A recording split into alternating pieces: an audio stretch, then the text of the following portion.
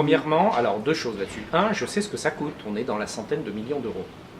Et je dis qu'aujourd'hui, sans le soutien de l'État et des autres collectivités, alors là pour le coup c'est moi qui défends Orléans et moi tout seul, parce que ce n'est pas finançable par Orléans, ou par l'Agglo d'ailleurs. Ce n'est pas finançable seul. Alors ceux-là même qui nous ont plombé les financements de l'État sont quand même à tout le moins gonflés, pas d'autre mot, que de venir sans rire présenter. Et j'ai entendu la candidate socialiste. Ça reste hypothétique, mais... Elle a dit un grand équipement sportif entre 5 000 et 10 000 places. Oui, oui. Elle l'a dit. Oui, oui, elle l'a dit. Bon, bah, entre 5 000 et 10 000 places, ça s'appelle une aréna.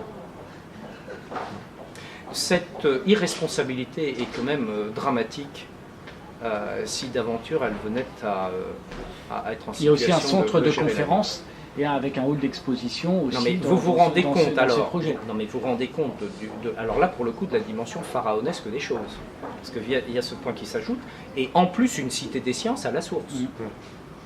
Non mais quand je vous dis que ce n'est pas finançable, avec des aides de l'Europe, mais ça c'est facile, de ça c'est l'État, facile, de l'Europe, mais c'est vrai que mais c'est très facile de le dire avant. Ouais, de le dire avant. Vous aviez fait des demandes justement d'aide de l'Europe puisque vos adversaires, non pas. Mais non, là on avait le soutien de la région et de l'État et c'est via ces canaux-là qu'éventuellement il peut y avoir une participation financière de l'Union européenne, mais pas sur un équipement de ce type-là.